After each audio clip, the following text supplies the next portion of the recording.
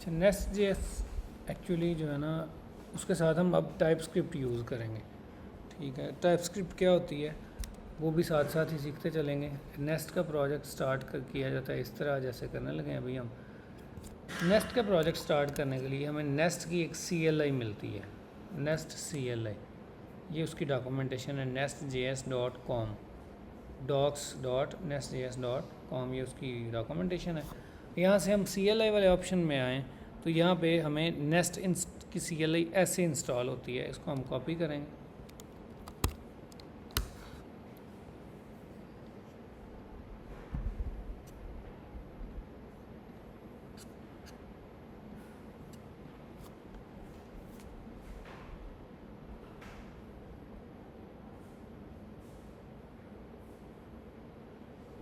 Dash यानी ये package का नेम है, ये npm इंस्टॉल हम करते हैं। डैश जी का मतलब है ग्लोबली, कि इस प्रोजेक्ट में नहीं सिर्फ बल्कि मेरे पूरे कंप्यूटर में ये इंस्टॉल कर दो।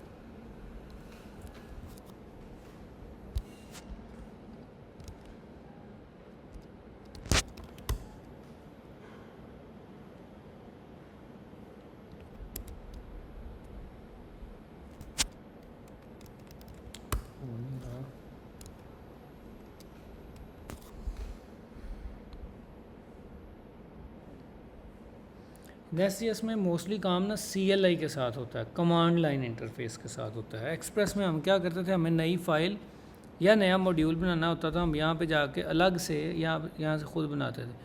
नेस्ट.js में ना ये काम सारा CLI से होता है।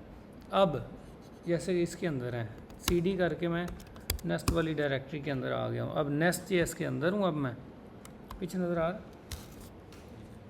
झूठ बोल रहे थे, ये नेस्ट.js की डायरेक्टरी के अंदर है। अब हमें एक नया नेस्ट का प्रोजेक्ट शुरू करना है।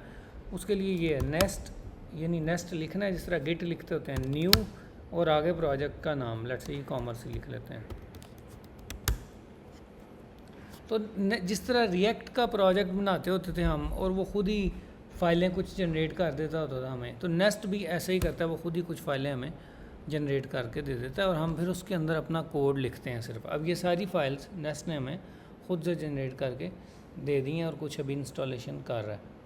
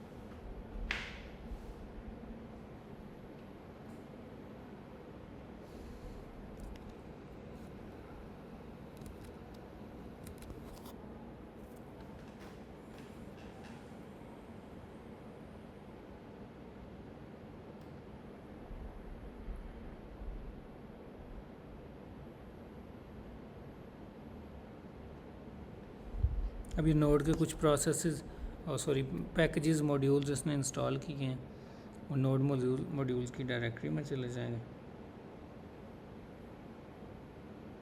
यानी है ये जावास्क्रिप्ट और नोड.js का ही फ्रेमवर्क, यानी इसके अंदर यूज़ नोड.js ही होनी है, जावास्क्रिप्ट यूज़ होनी है।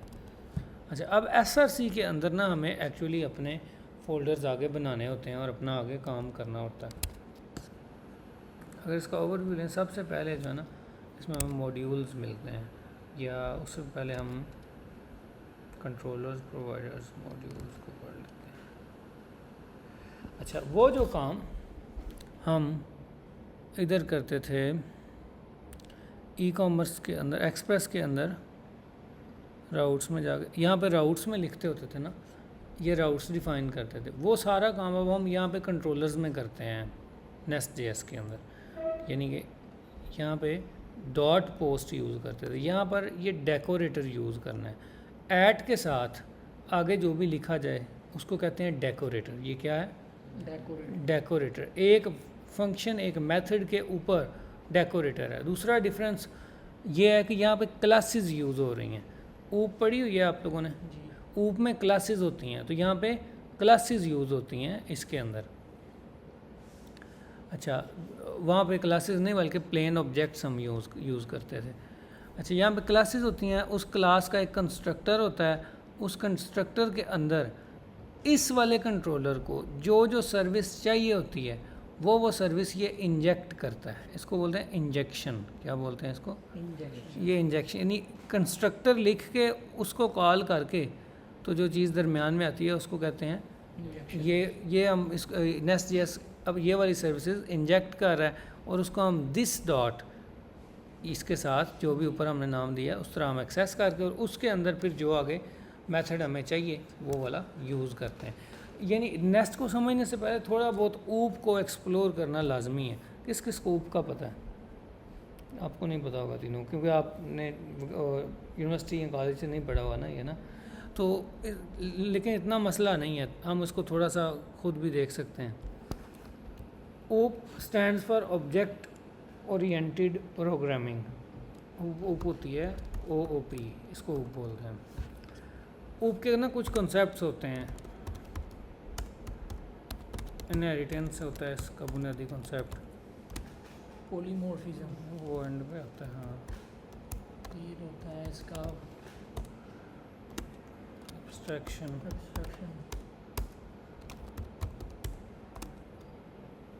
एब्स्ट्रैक्शन और इनहेरिटेंस, एब्स्ट्रैक्ट करना,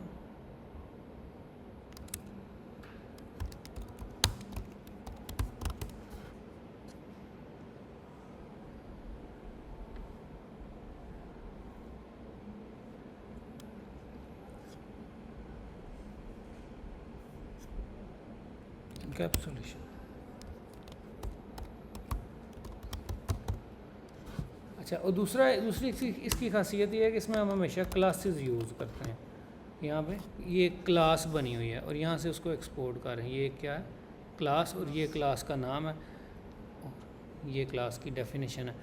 जिस तरह एक ऑब्जेक्ट के अंदर उसके कुछ फंक्शंस भी हो सकते हैं, उसके कुछ वैसे वैल्यूज़ भी हो सकते हैं, इसी तरह एक क्लास के अंदर उसके कुछ ना कुछ ये वाले फंक्शंस हैं।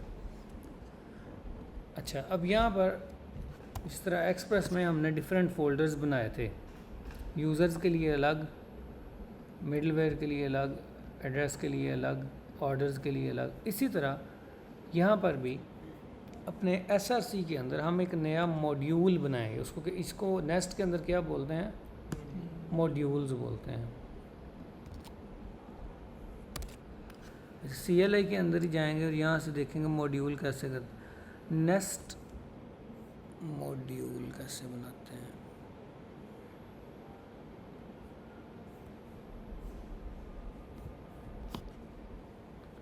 Module nest generate module. पहले हमने ऊपर लिखा था नेस्ट न्यू और आगे अपने प्रोजेक्ट का नाम। जब प्रोजेक्ट बन जाए तो पहले उस प्रोजेक्ट के अंदर चले जाते हैं CD करके, उसके बाद लिखेंगे नेस्ट जनरेट। हम चाहते हैं एक मॉड्यूल, या इसको एक और भी नाम दे सकते हैं, मॉड्यूल और मॉड्यूल का नाम हम देते हैं अभी लेट से में सबसे पहले ऊपर हमने क्या बनाया था? यूज़र्स बना लेते हैं कि नेस्ट जनरेट करे एक मॉड्यूल जिसका नाम क्या है? यूज़र्स। और यहाँ पे अब हम देखेंगे कि हमें SRC के अंदर यूज़र्स की एक directory user dot module file के ज़रिए मिल चुकी होगी। ठीक है। अच्छा, इसके अलावा यहाँ पर एक और हम फाइल क्रिएट करेंगे, users dot controllers dot TS, या इसको खुद से क्रिएट करने के बजाय वापस नेस्ट पे जाते हैं और उसको बोलते हैं भाई एक कंट्रोलर जनरेट करो यूज़र्स के अंदर।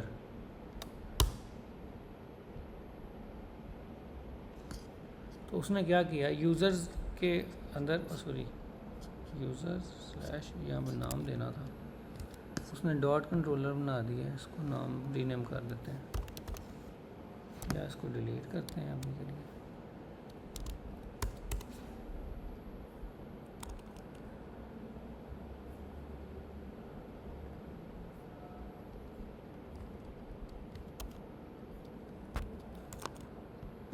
उसमें गलती हुई, यूज़र्स में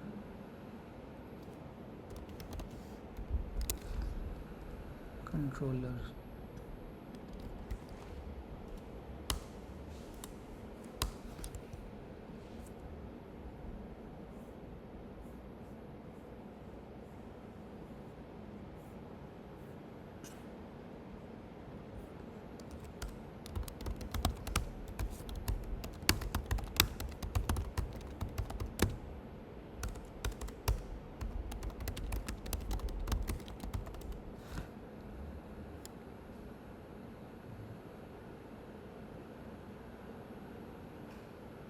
नेटवर्क स्लो है।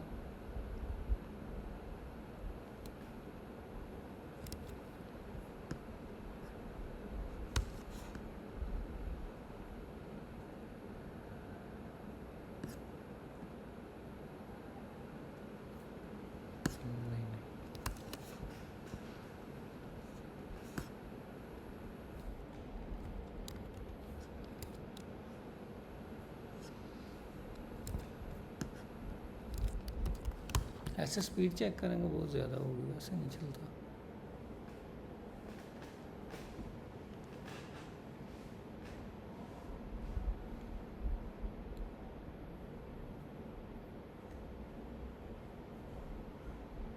वाई का हॉटस्पॉट ऑन कर दूँ?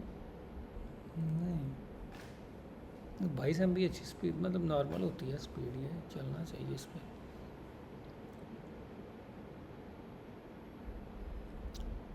50 MB चलना कुछ भी नहीं।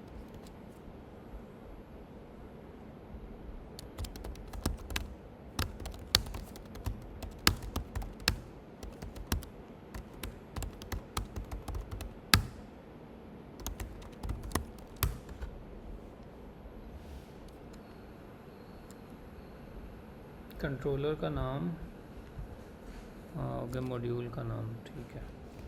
ऐसे जनरेट कंट्रोलर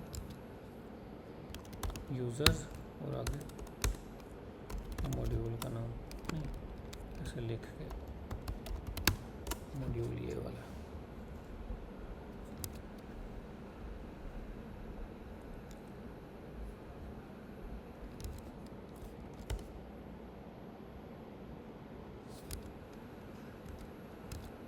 झूठ बोल रहा हो, कह रहा है ही नहीं।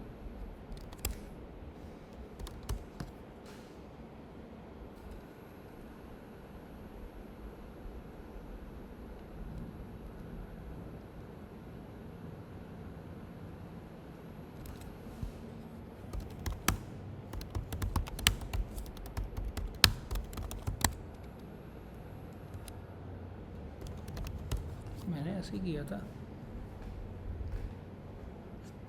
यूज़र्स का फोल्डर बना देता पागल।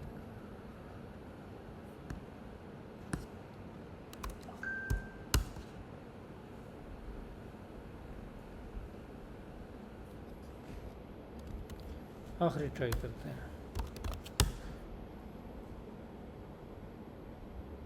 बन गया। अच्छा, इसका ये कमांड वो है जिससे क्या हो रहा है, कंट्रोलर क्रिएट हो रहा है। इसका शॉर्ट फॉर्म ये है नेस्ट जनरेट। पूरा लिखने की बजाय, जिस तरह इंस्टॉल पूरा लिखने की बजाय आई लिखते थे जी, और कंट्रोलर का शॉर्ट फॉर्म उन्होंने अपनी डॉक्यूमेंटेशन के अंदर ही इधर दिया है। यूजेज कंट्रोलर को क्या बोलना है, CEO।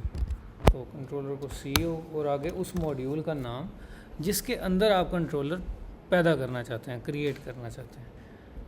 अच्छा, ये और ये कमांड दोनों सेम काम करेंगे।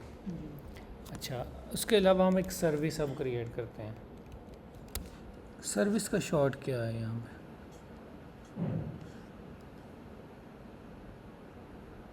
एस। यूज़र्स के मॉड्यूल के अंदर क्या करो, सर्विस क्रिएट कर लो। ये यूज़र के अंदर उसने यूज़र डॉट सर्विस भी और user dot service dot spec भी क्रिएट कर दिया।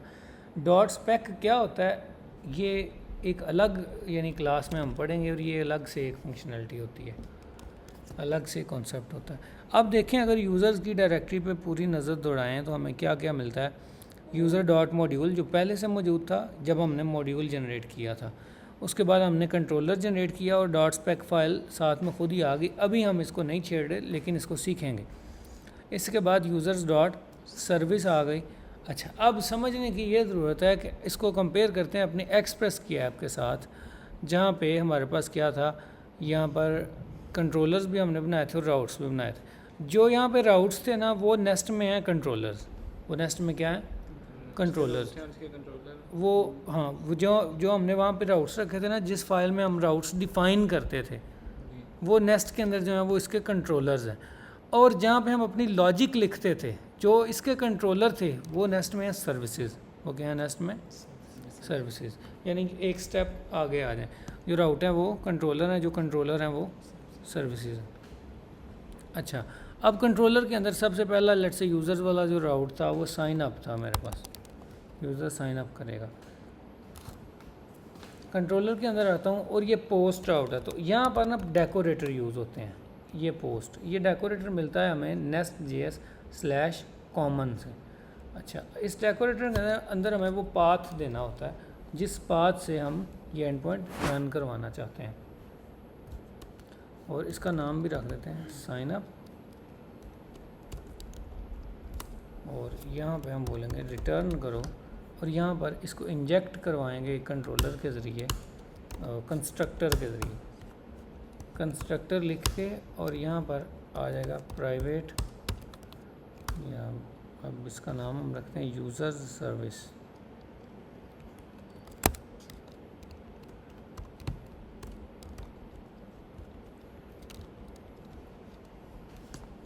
और यहाँ पे बोलेंगे दिस डॉट यूज़र सर्विस। अब आगे इस सर्विस में जो भी हम डिफ़ाइन करेंगे, अभी कुछ भी नहीं डिफ़ाइन, अब यहाँ पे आ जाएंगे।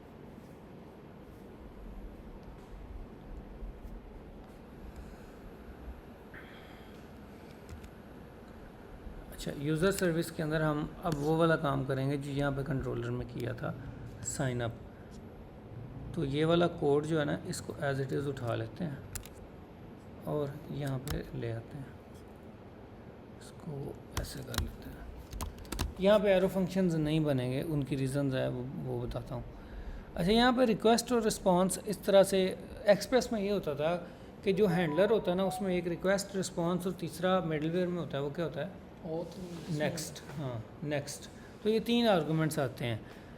इसमें नेस्ट में ये इस तरह नहीं आते, यानी रिक्वेस्ट डॉट बॉडी से अगर हमें डाटा लेना है तो हम वापस अपने कंट्रोलर में जाएंगे और यहाँ एक और डेकोरेटर यूज़ करेंगे, बॉडी। क्या डेकोरेटर का नाम है, बॉडी। और उसको कॉल करने के बाद यहाँ पर बॉडी और इसकी टाइप डिफ़ाइन कर देंगे, और यहाँ पर इसको, इसका नाम है नहीं रखा हमने, इसका नाम रख लेते हैं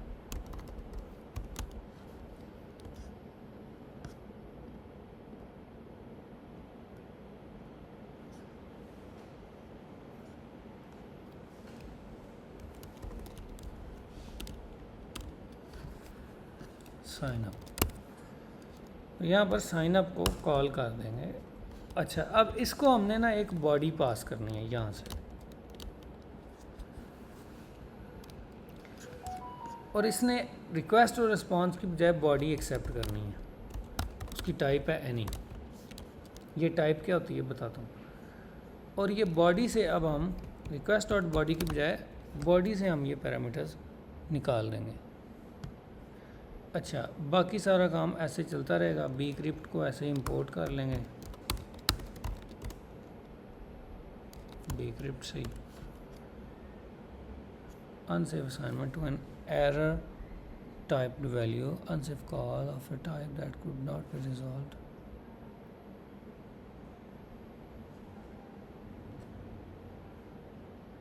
ओके, उसके बाद यूज़र्स का बनाना पड़ेगा हमें, यूज़र को क्रिएट करेंगे, यहाँ से रिटर्न करेंगे। अच्छा, यहाँ पे अभी वापस आते हैं। ये जो एनी लिखा है ना, इसको रिप्लेस करना है हमने उस स्कीमा के साथ। अब वो बात आ जाए उस स्कीमा के साथ जिससे हम वैलिडेशंस करते हैं। जॉई याद है आपको, पिछली क्लास में पढ़ा था, एक JOI पढ़ा था आप भी, छोटे जॉई पढ़ा था आपने थे क्लास में, लास्ट क्लास में नहीं थे था मेरे ख्याल से। यार लास्ट क्लास में पढ़ा है हमने। जी पढ़ा था जो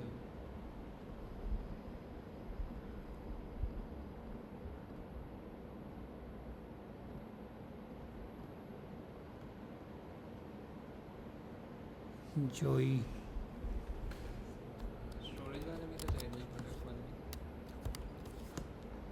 मिल जाता है।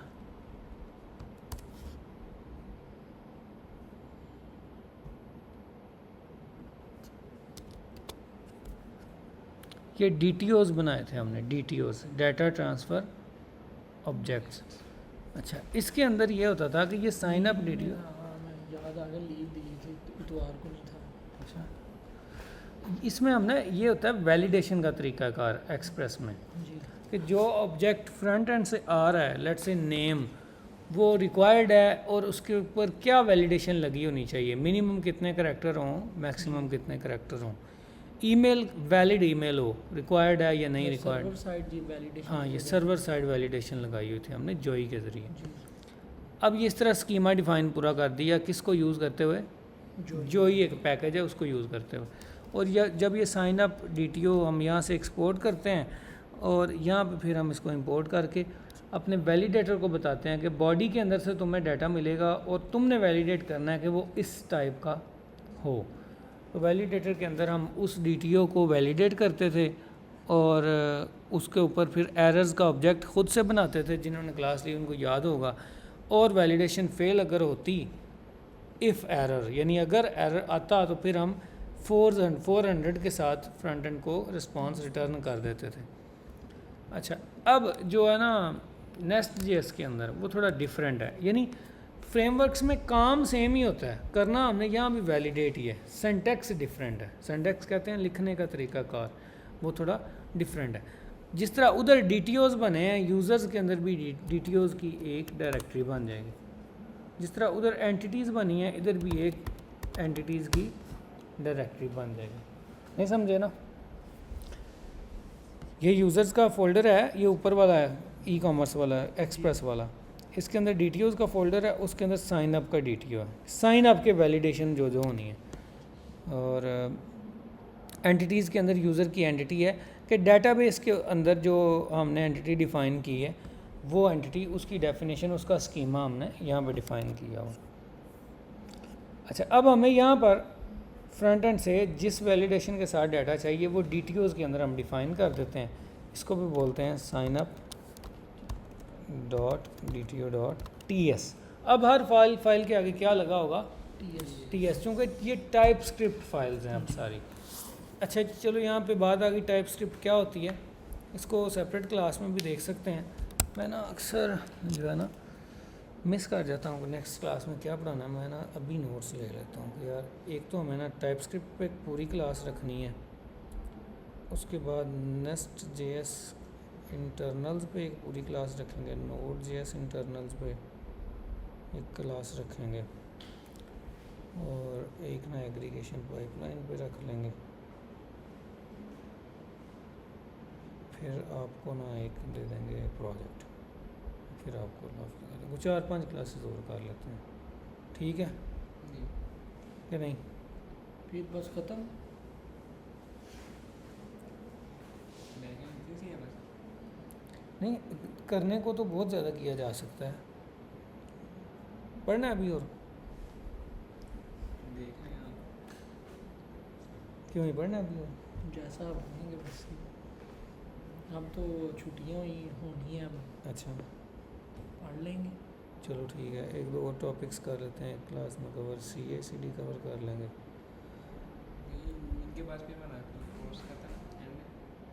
हाँ, मैं और नोट कर रहा हूँ ना, एक CA/CD ऐड कर लेंगे इसमें। क्लाउड दोबारा बैच फ्रंट एंड पे ज़्यादा टाइम लगाएंगे। उधर आपको स्टार्ट करना था ना।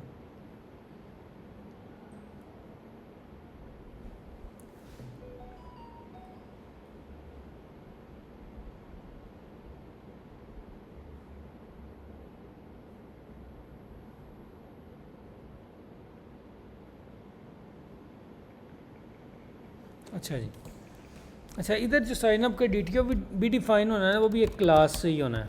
क्लास, उसका नाम रखते हैं साइन अप DTO। इसके अंदर उसकी प्रॉपर्टीज़ आएंगी। जो सबसे पहली प्रॉपर्टी है वो है नेम, और वो स्ट्रिंग टाइप की होनी है।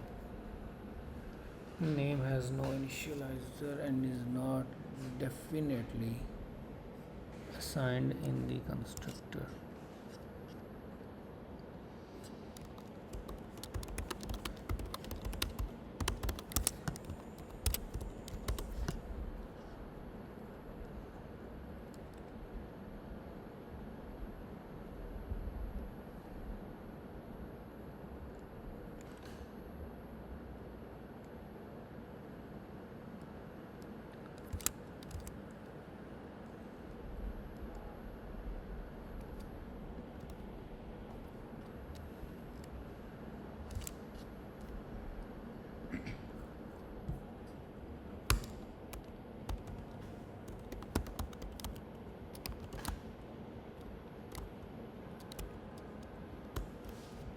अच्छा, एक नेम है, दूसरा फिर क्या,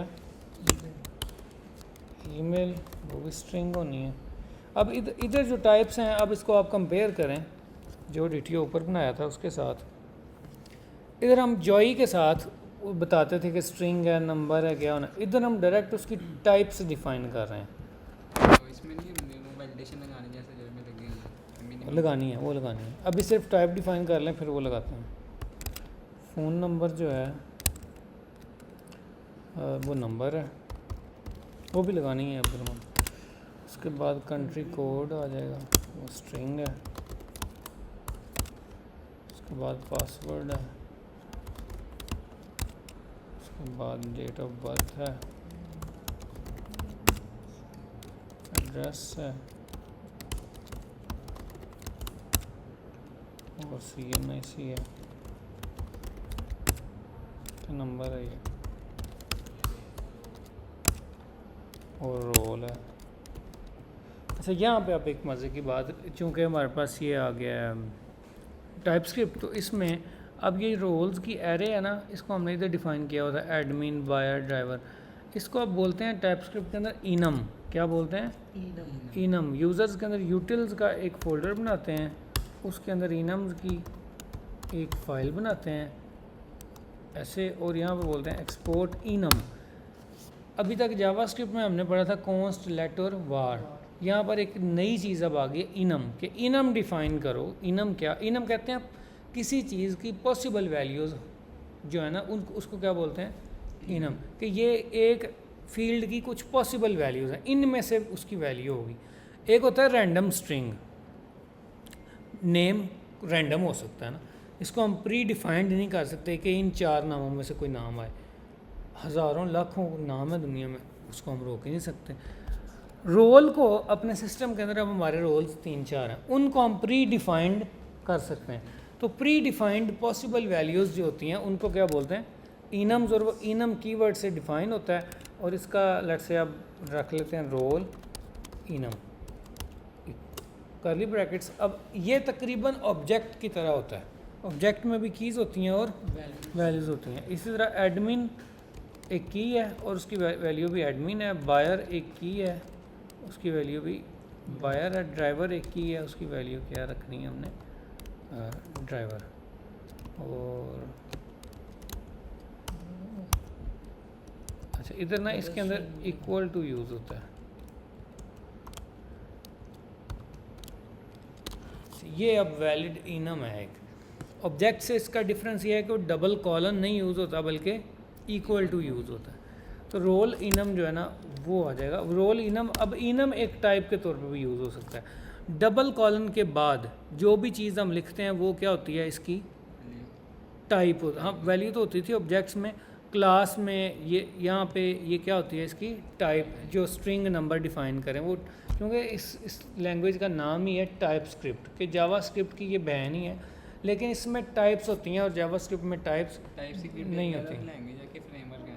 type script actually super script है, उसको बोलते हैं सुपर सब और सुपर सबसेट और सुपरसेट, ओके। सबसेट्स पढ़े हैं आपने मैट्रिक में? जी। सबसेट मिसाल के तौर पर बोला क्या जैसे होता है? H2 वो 2 नीचे चला जाएगा वही है। नहीं नहीं नहीं, वो नहीं यार, ये ऊपर नहीं होता।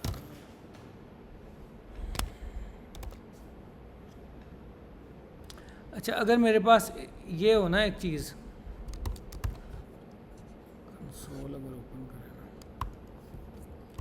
मेरे पास 3 वैल्यूज़ है 1 2 3। जी समझ लग अच्छा, गया। अब इसके अंदर 1 और 2 ये एक सबसेट है, 1 और 3 ये एक एक सबसेट है, 1 एक सबसेट है, 2 एक सबसेट है, 3 एक सबसेट है, 1 एंड 3 एक सबसेट है, 2 एंड 3 एक सबसेट है। अब ये इसके पॉसिबल सबसेट्स हैं जी कि इस सेट के ये नीचे वाले क्या हैं, इस सेट के ये नीचे वाले सारे सबसेट हैं, कि ये इनमें वो वैल्यू एग्जिस्ट करती हैं जो कि इसमें हैं, इनमें वो वैल्यूज एग्जिस्ट करती हैं।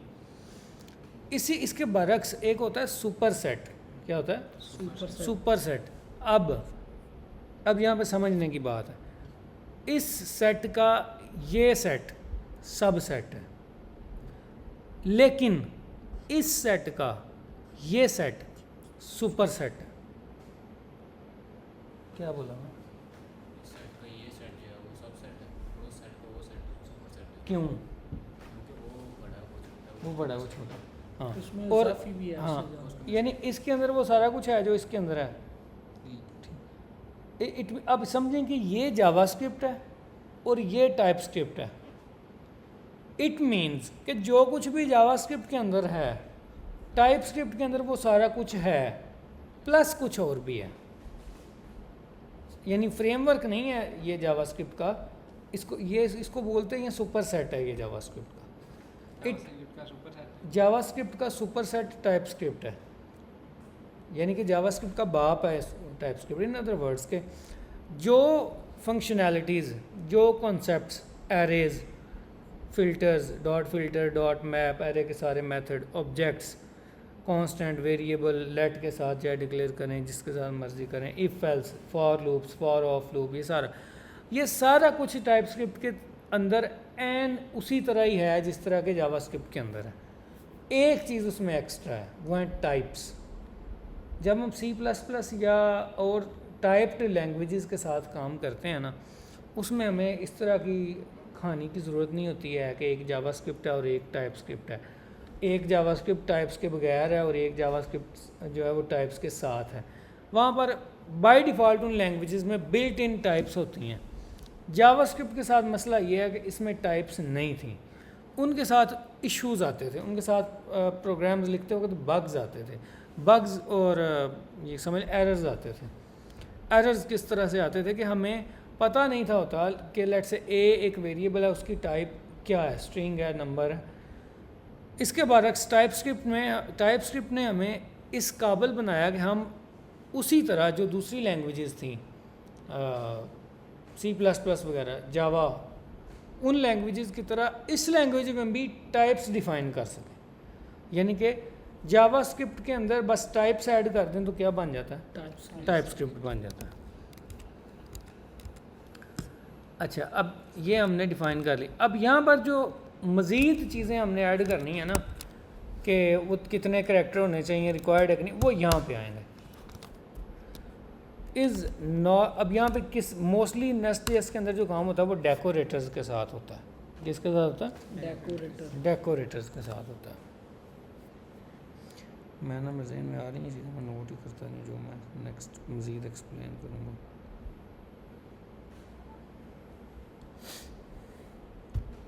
अच्छा, अब यहाँ पर एक डेकोरेटर हमें मिलता है, इज़ नॉट एम्प्टी। वो एक पैकेज से मिलेगा, उस पैकेज को इंस्टॉल करते हैं npm i, उसका नाम है क्लास वैलिडेटर। सेम जैसे एक्सप्रेस के अंदर पैकेज का नाम था जोई, इसके अंदर क्या नाम है उसका? Class dash validator.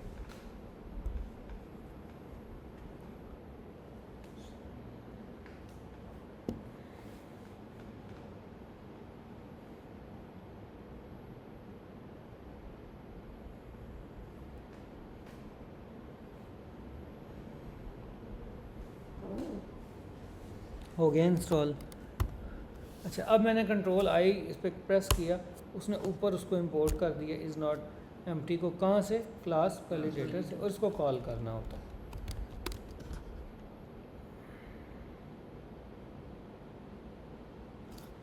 Is not empty, check कर दिया if given value is not empty. इसको भी ना ज़रा टर्न ऑफ करना है।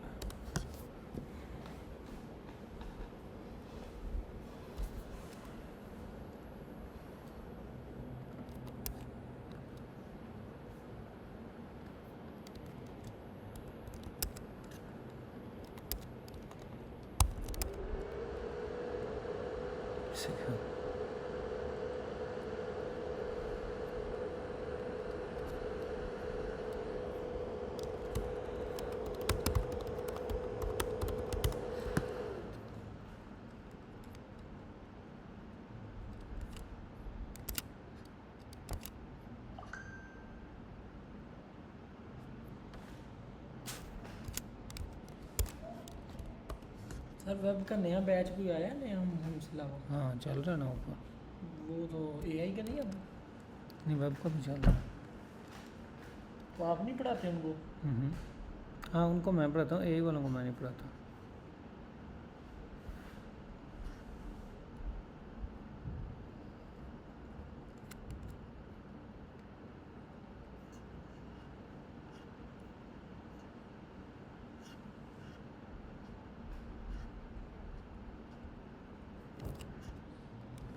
अच्छा, इसको इस एरर को रिजॉल्व करते हैं, अभी के लिए हम इग्नोर करते हैं इसको।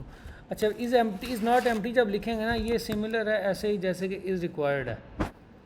यानी ये बोलना कि ये खाली ना हो या ये बोलना कि ये रिक्वायर्ड है, दोनों की सेंस एक ही है।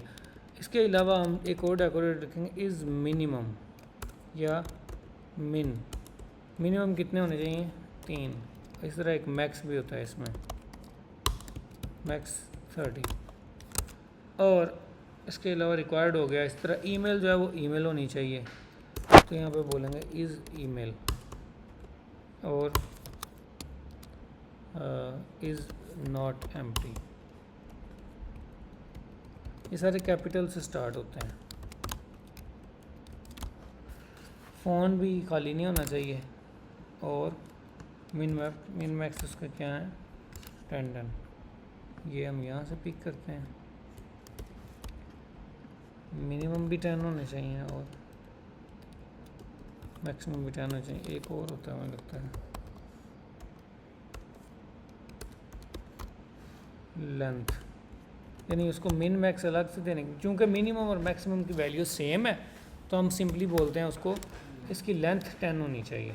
सर हमने यहाँ पे मैक्स रखा है 10, जो हमारा फ्रंट एंड से आ रहा है डाटा, तो जब वो आएगा वो 30 है, मतलब उधर वो 10 से ज़्यादा कर रहे हैं, एंटर कर रहे हैं जी, तो वो इधर आके 10 ही रह जाएंगे कि वो 10 ये से ज़्यादा नहीं एंटर ही नहीं, नहीं होंगे? यहाँ से एरर रिटर्न हो जाएगा फ्रंट एंड।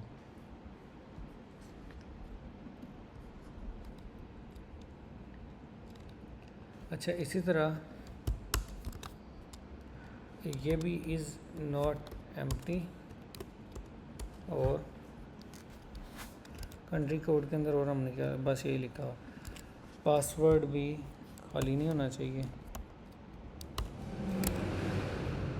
पैटर्न मैच अभी रहने देते हैं। डेट ऑफ बर्थ क्या है? वो भी स्ट्रिंग है, और CNS के अंदर है चीज़ें।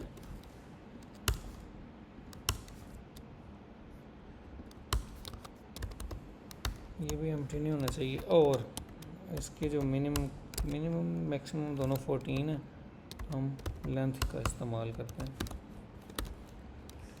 वालेकुम सलाम, क्या हाल है सर? ठीक ठाक, आप सुनाए? क्या? नहीं नहीं, बच्चे 10 होते हैं तकरीबन, 8 से 10 होते हैं। आज कम आया, शायद बारिश की वजह से। आज नहीं, लेकिन सड़कें ख़राब हैं ना। जिधर से आते हैं वो रोड बंद है। राह वाली से अब जो 2 लड़के आते हैं, वो रोड ख़राब ही होना है क्योंकि सारा उखड़ा हुआ।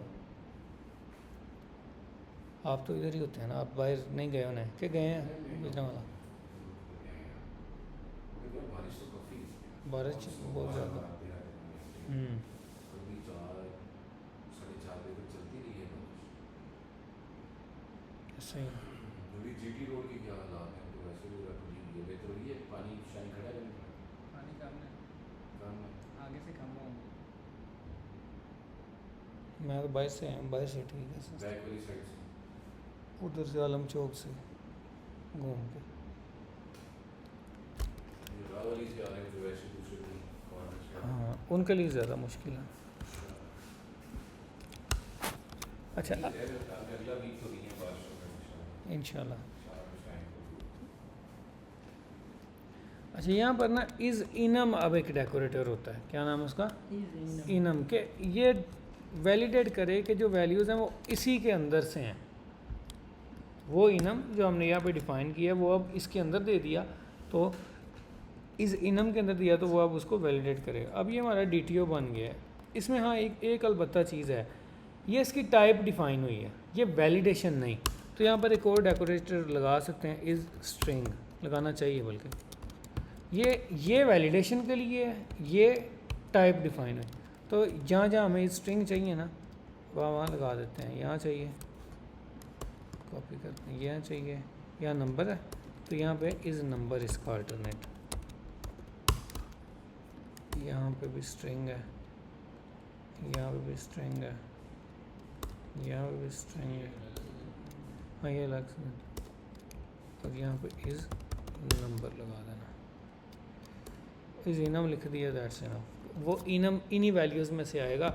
अगर कोई नंबर होगा मिसाल के तौर पर, या अब ये लॉजिकली सोचने की बात है, मैं यहाँ पे 1 पास करता हूँ तो वो इस इनम में तो फिर भी नहीं, एरर यहीं से रिटर्न हो जाएगा फिर भी, ठीक है। अब यहाँ पे मसला क्या था, डेट ऑफ बर्थ लेट से एम्प्टी तो नहीं होती, लेकिन वो बूलियन में लेट से ट्रू भेज देता है। अब डेट ऑफ बर्थ की वैल्यू ट्रू सेंस नहीं बनाती, हमें किस में चाहिए?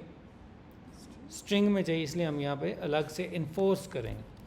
तो साइन अप ये एरर क्यों दे रहा है? यार ये टाइपस्क्रिप्ट का कोई एरर है, ये रिजॉल्व मुझे अभी नहीं याद आ रहा, करके बताऊँगा आपको रिजॉल्व। ये टाइपस्क्रिप्ट की तरफ से कुछ एरर, यानी टाइपस्क्रिप्ट बताता होता है कि इसमें कुछ ना कुछ गलती है नहीं एक्चुअली, लेकिन टाइपस्क्रिप्ट की कुछ सेटिंग होने वाली है मेरे इस प्रोजेक्ट में। अच्छा, अब यहाँ पर जो एनी लिखा था ना, इस एनी की बजाय हम अब वो वाली टाइप या वो वाला DTO इंपोर्ट करके यहाँ पे इसको लगा देंगे। अब क्या होगा, बॉडी के अंदर जब डाटा आएगा तो वो इसके साथ वैलिडेट होगा, मैच कर रहा होगा तो ठीक, वरना ये रिटर्न हो जाएगा। यूज़र के पास कुछ इन ऑप्शन भी होती हैं। हाँ, ऑप्शन भी रख सकते हैं। लेट से हम इनमें से कौन सा ऑप्शनल रखें? CNS ऑप्शनल कर दें, फ़ोन ऑप्शनल कर देते हैं। तो इज़ नॉट एम्प्टी की बजाय हम करते हैं इज़ ऑप्शनल, ठीक। अब ये ना भी अगर यूज़र पास करे, और ऊपर डिफ़ाइन किए वैलिडेशन, टाइपस्क्रिप्ट में हमें यहाँ पर क्वेश्चन मार्क के साथ डिफ़ाइन करना पड़ता है कि ये वाली जो फील्ड है वो क्या है, ऑप्शनल है, वो रिक्वायर्ड नहीं है। और एक्सप्रेस में इसको कैसे करते हैं? एक्सप्रेस में टाइप्स होती ही नहीं हैं, क्योंकि वो जावास्क्रिप्ट के साथ होता है। नहीं, एक्सप्रेस में इसको ऑप्शनल कैसे रखते हैं? इसमें भी ऑप्शनल लगा दिए। अच्छा, वो साइन अप DTO में हम ये जो रिक्वायर्ड है ना, इसको कॉल ही नहीं करते एंड पे। अगर हम फ़ोन वाले पे जाएं, हाँ इस पर कॉल ही नहीं किया हुआ हमने ऑलरेडी, इट मीन्स कि ये ऑप्शनल है। अगर रिक्वायर्ड ना हो तो फिर ऑप्शनल है।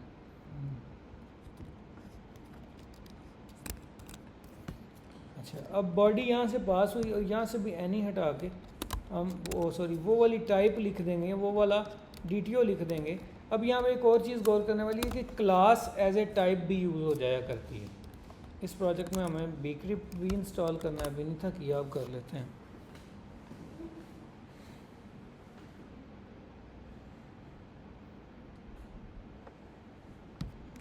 अब वो एरर वहाँ से चला गया। अब ये कह रहा है कि ऐसे भी करो,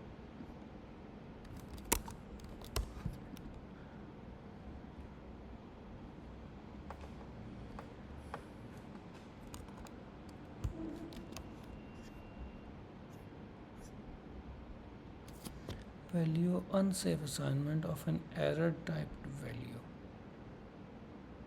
नहीं यार,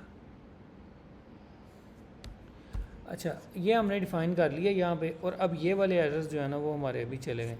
इसके अलावा हम एंटिटी अब डिफ़ाइन करते हैं। एंटिटी डिफ़ाइन करने के लिए वापस नेस्ट की डॉक्यूमेंटेशन में जाते हैं और यहाँ पर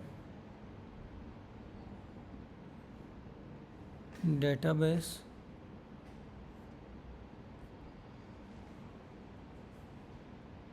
MongoDB,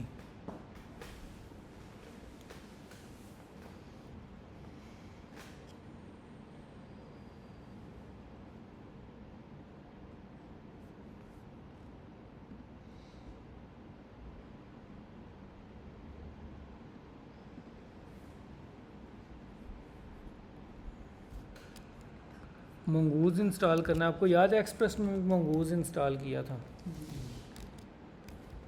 npm i मंगूज़।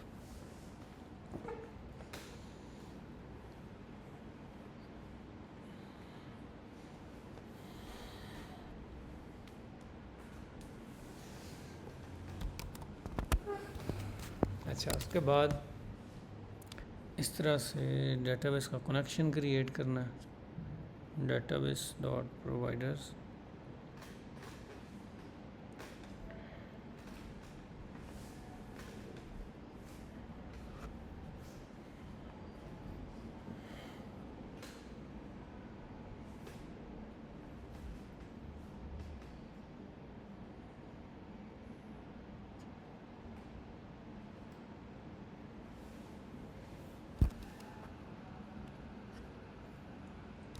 अच्छा यहाँ पे आप एक नया मॉड्यूल बनाते हैं डेटाबेस के नाम से, नेस्ट जी मॉड्यूल एम से या एम ओ से था शायद, चलो CEO था। हाँ मॉड्यूल भी एम ओ से होगा शायद, तो कई लगाने लगे, देख लें हो गया अग्री। ये डेटाबेस मॉड्यूल है और यहाँ पर एक और नई फाइल बनाते हैं, database dot provider dot T S. इसके अंदर हम अपनी डेटाबेस का कोड लिखेंगे, ये वाला टाइप स्क्रिप्ट। मंगूज़ को इंपोर्ट किया और यहाँ पर डेटाबेस कनेक्शन ये इसका नाम रखा, और यहाँ पे हमें अब यहाँ पे भी उसी तरह env फाइल हम एक डिक्लेयर कर लेते हैं। आपको env फाइल का पता है मुशर्रफ? जी वो क्लास ली नहीं, किसको पता? वो तो उनको डॉट env फाइल वो फाइल है जिसमें हम अपने पासवर्ड वगैरह या कीज़ वगैरह सीक्रेट्स रखते हैं। और वो गिट पे पुश भी नहीं होती, नहीं जब होती। हम गिट इग्नोर लगा दें उसके बाद। हाँ, डॉट env और दूसरा डॉट गिट बना हुआ ऑलरेडी, ठीक है। इसके अंदर उन्होंने कुछ ऑलरेडी चीज़ें ऐड की हुई हैं, डॉट env है इसके अंदर, ठीक है। अच्छा, डॉट env के अंदर हम वही वाला कंटेंट जो पहले रखा था वही उठा के इधर ले आते हैं। मुज़म्मिल आपको क्यों नहीं पता? पता? ओके,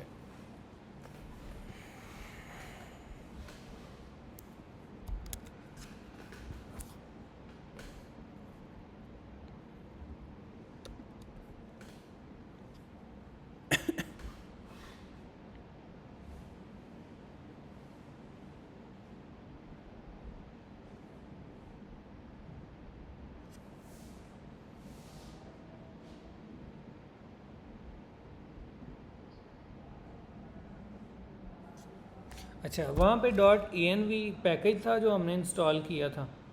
यहाँ पे अगर आपको डॉट env ये पैकेज था, यहाँ पर ये पैकेज है npm i nest config।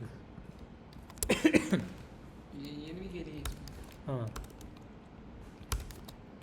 यानी अब नेस्ट के इकोसिस्टम ने ना, यानी नेस्ट वालों ने अपना बड़ा कुछ बना के रखा हुआ है। एक्सप्रेस में आज़ादी होती है और आज़ादी कई दफ़ा नुकसानदेह होती है।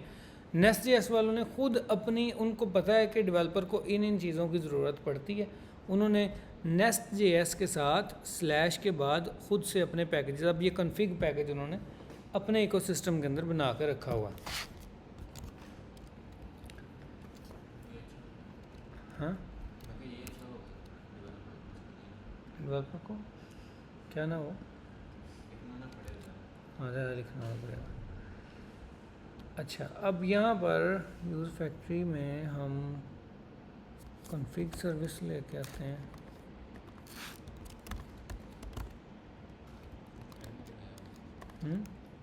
ओके हो गया नहीं? ओके,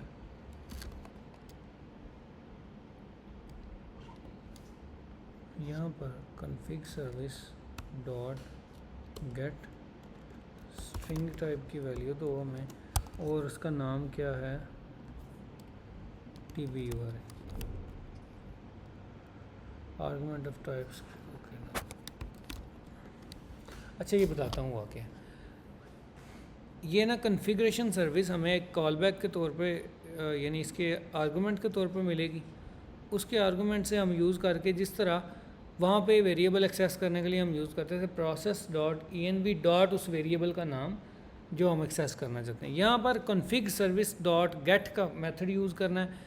ये जो चीज़ है ना, इसको अभी इग्नोर कर दें, ये टाइप स्क्रिप्ट की चीज़ है। वो क्या, जब भी हम किसी फंक्शन को कॉल करते हैं, अभी उसको छोड़ें, आप गेट के साथ वो वेरिएबल एक्सेस कर लें जिस वेरिएबल को हम चाहते हैं। अब डॉट env के अंदर देखें तो इसी वेरिएबल के अंदर हमारे डाटाबेस की स्ट्रिंग पड़ी हुई है। डाटाबेस की स्ट्रिंग का आइडिया है जी, वो आपने बताया था वो बताया कि जो मंगूज़ की हम वो डाटाबेस इस्तेमाल कर रहे हैं उसका URL लगाना होता है। बिल्कुल ठीक, ये उसका URL है। अच्छा, यहाँ पे DB का स्लैश के बाद ना हमने पहले DB का नाम नहीं था रखा उसमें, इस एप्लीकेशन में, तो टेस्ट DB एक खुद से क्रिएट हो गई थी। यहाँ पे स्लैश के बाद हम अपनी डाटाबेस का नाम रख सकते हैं। ई-कॉमर्स रिलेट से रख लेते हैं, वहाँ पे दराज है, हम दुकान .pk इसका नाम रख लेते हैं, दुकान। लो जी, हमारे क्या है उसका सॉफ्टवेयर का नाम है दुकान। अच्छा, DBURI इसमें आ गई, ठीक है। मोंगूज ने इसके साथ कनेक्शन क्रिएट कर लेना है, ऐसे ठीक है, एक ही ऑब्जेक्ट डाटाबेस प्रोवाइडर के नाम से। अच्छा, और उसके बाद हमने इसको इंपोर्ट करना है प्रोवाइडर्स में जाके, यहाँ पे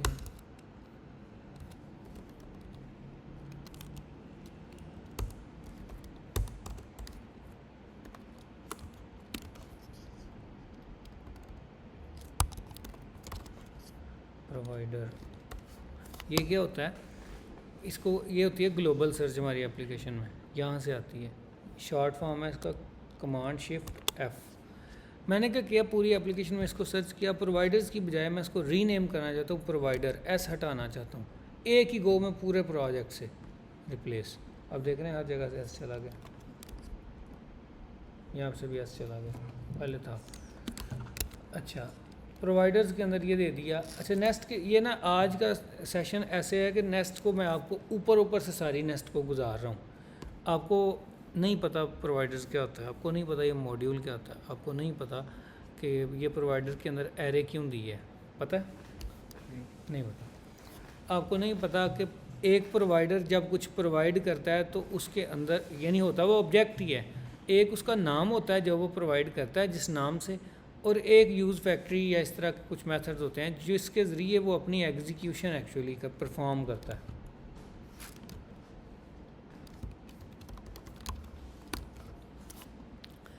अच्छा, एक एक चीज़ के ऊपर वो मैंने नोट्स ले लिए हैं, वो अलग अलग कोई 2-3 लेक्चर हम रखेंगे कि प्रोवाइडर क्या होते हैं।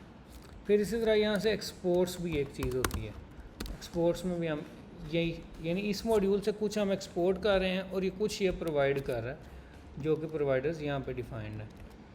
अब इस मॉड्यूल को, जो कि जिसका नाम है डेटाबेस मॉड्यूल, हम करते हैं इंपोर्ट अपने ऐप मॉड्यूल में, ऑलरेडी इंपोर्टेड, क्योंकि जब हम नेस्ट के साथ करते हैं ना, नेस्ट GMO जो भी मॉड्यूल, वो मॉड्यूल क्रिएट भी हो जाता है और ऐप मॉड्यूल में खुद ही आके रजिस्टर भी हो जाता है इंपोर्ट्स वाले सेक्शन में। ठीक है जी कि नहीं? ठीक जी ठीक।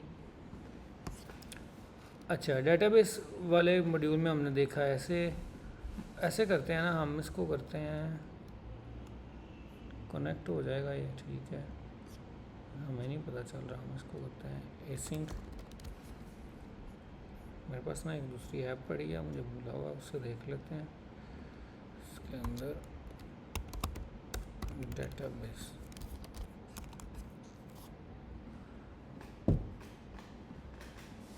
सर्वर SRC ऐप मॉड्यूल और इसके अंदर डेटाबेस DB है।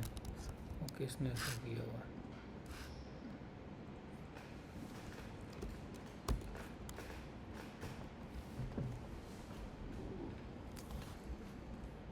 मुझे लगता है हमें भी ऐसे करना पड़ेगा।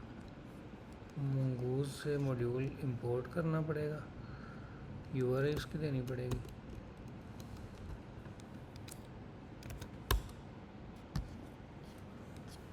इधर जाते हैं, इधर इंपोर्ट्स में हम लिखते हैं मंगूज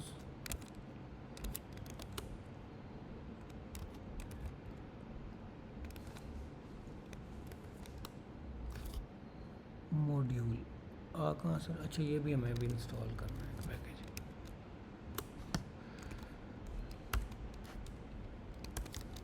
मंगूज भी इंस्टॉल करना है और nest.js/mongoose भी इंस्टॉल करना है।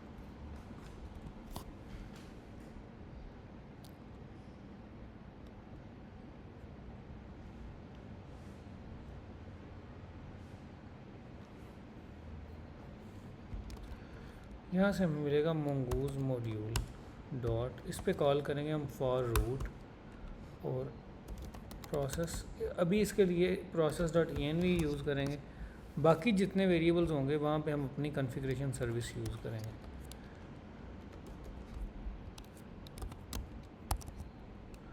यहाँ पर हम कहते हैं रीट्राई अटेम्प्ट्स 1 कि अगर कनेक्शन फेल हो जाए तो एक दफ़ा रीट्राई कर लेना है इसको। डेटाबेस मॉड्यूल को अभी रहने देते हैं। ओके, अच्छा, डेटाबेस हमारी इस तरह कनेक्ट हो जाएगी तो हम क्या करेंगे, यूज़र्स वाले में अपनी एंटिटी बनाने के लिए बोलेंगे यूज़र्स डॉट, उसी तरह जिस तरह उधर बनाई थी एक्सप्रेस में एंटिटी बनाई थी। यहाँ पे नज़र आ रही है आपको यूज़र्स डॉट एंटिटी, लेकिन वहाँ पे था .js, यहाँ पे है .ts। अच्छा, यहाँ पर ना एक एंटिटी का डेकोरेटर मिलता है। कहाँ से मिलता है एंटिटी का डेकोरेटर? तो यहाँ से देख लेते हैं ये फर्दर कैसे चला रहा है उसको।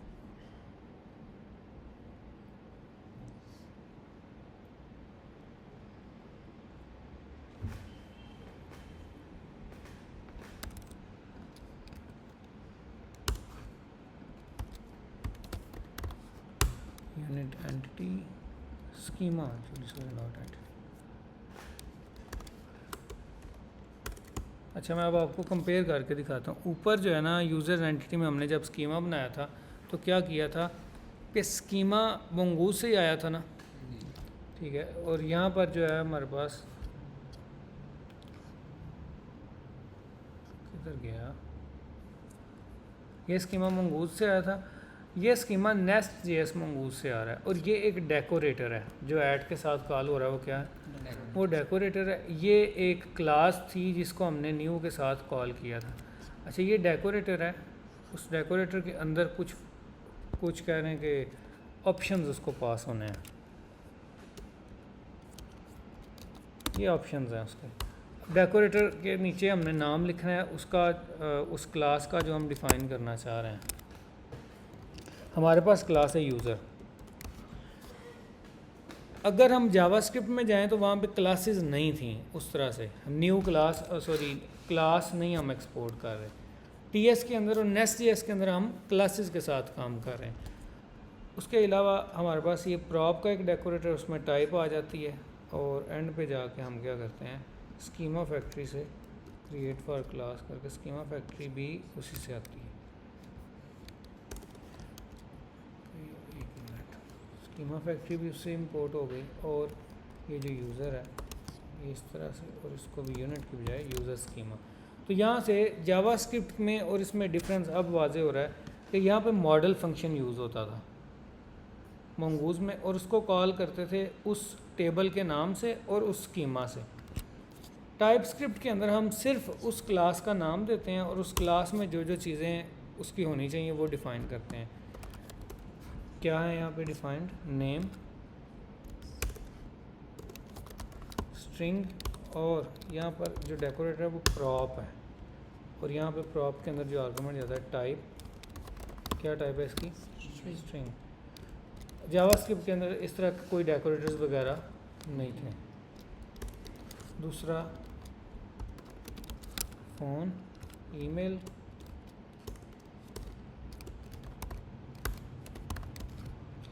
फ़ोन क्या है, नंबर है।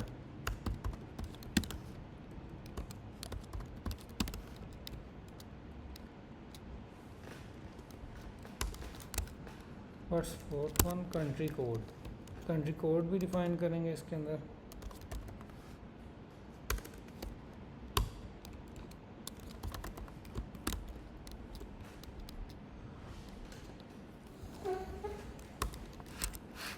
और password, database, sorry DOB।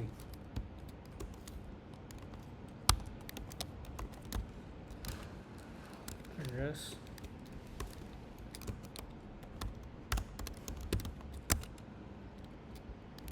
CNIC,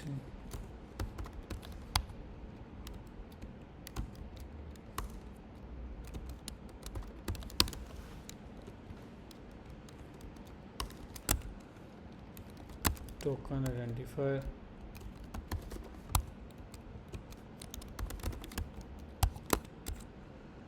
और रोल।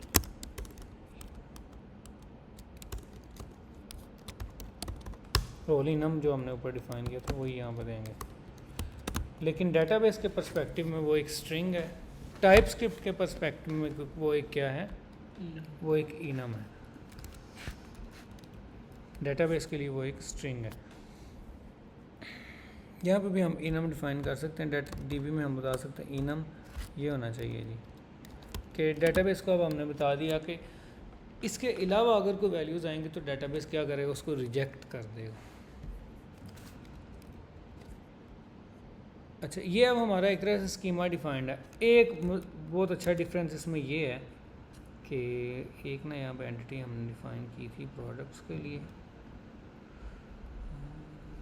इसमें ऑर्डर्स के लिए थी शायद, हाँ स्कीमा। बाकी सब स्कीमाज के अंदर हम एक एक आर्गूमेंट पास कर रहे हैं जो कि ये वाला ऑब्जेक्ट है। ऑर्डर की एंटिटी के अंदर ये एक ऑब्जेक्ट भी पास करते हैं और यहाँ पे ऑप्शंस भी पास करते हैं। तो दूसरा जो होता है वो ऑप्शनल आर्गूमेंट होता है और उसका नाम होता है ऑप्शंस।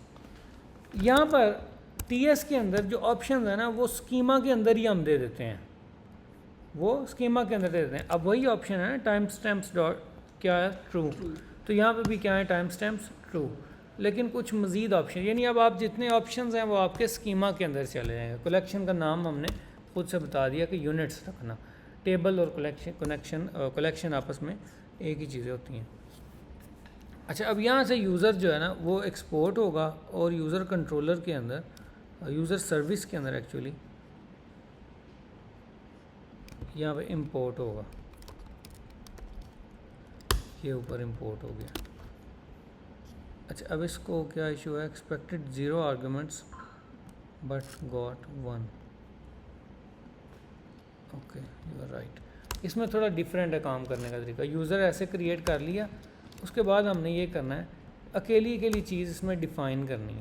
कैसे, ये कॉमास भी ख़त्म करते हैं कि यूज़र डॉट ये वाली वैल्यू जो है ना वो इसके इक्वल है। ये मैंने ज़रा स्पीड से लिख दिया, लेकिन आपके समझने के लिए फ़ोन ऊपर से आ रहा है नंबर या अनडिफाइंड, इसको नंबर मिलना चाहिए। ईमेल, अच्छा फ़ोन ऑप्शनल है तो हमें फिर यहाँ पे भी क्वेश्चन मार्क यूज़ करना है। सॉरी, यहाँ पे क्वेश्चन मार्क लगाया तो वो वाला एरर चला गया। यानी कि अब टाइप स्क्रिप्ट के एरर से रिजॉल्व करना है।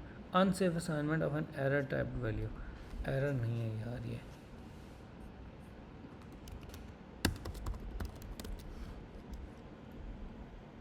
कन्वर्जन ऑफ स्ट्रिंग,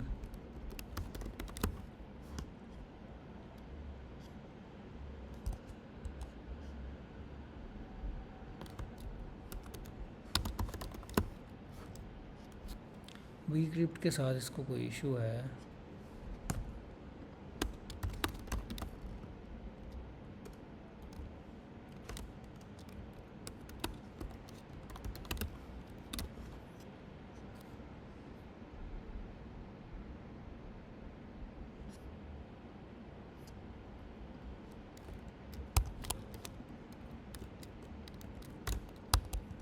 ठीक हो गया। ये ना इंपोर्ट एक्सपोर्ट पे एक क्लास लेंगे, उसमें ये होगा कि पता चल जाएगा ये इंपोर्ट क्या करता है और वो जावास्क्रिप्ट वाला जो मॉड्यूल डॉट एक्सपोर्ट्स था उसमें क्या फ़र्क है और ये स्टार का क्या मतलब है। अच्छा, उसमें ये हुआ कि हमारे पास अब बीक्रिप्ट आ गया, बीक्रिप्ट से हमने यानी ये प्रोसेस सेम वही रहा, सिर्फ फ़र्क यहाँ पे आया। अगर कंपेयर करके दिखाऊँ आपको, यूज़र कंट्रोलर जेएस में क्या था